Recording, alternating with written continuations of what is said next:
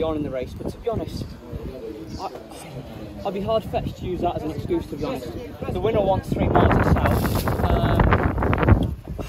I just think he's better when he's as fresh as he was in Worcester. You saw him that day, that wherever we went, he always was trying to be really gassy, almost over-racing.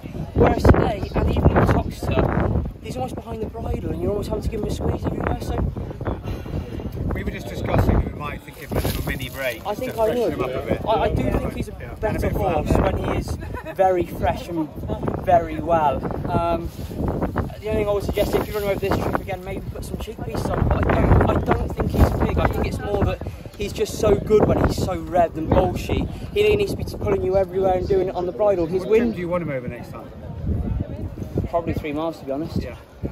His wind was a bit ropey there today as well. It was just thick. Didn't make a proper noise, but it was very thick everywhere.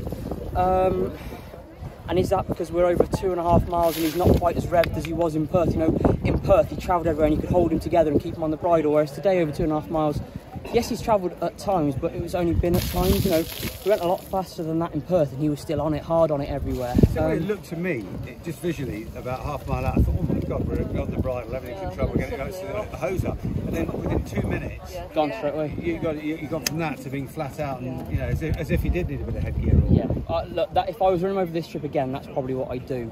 But if we're going to give him a mini break, I'd try him over 3 miles without any headgear to start with. Because the thing is, if you give him a break and he comes back as fresh as he was in Perth, and you put headgear on, you could quite easily fall in the hole at 2.5 mile mark.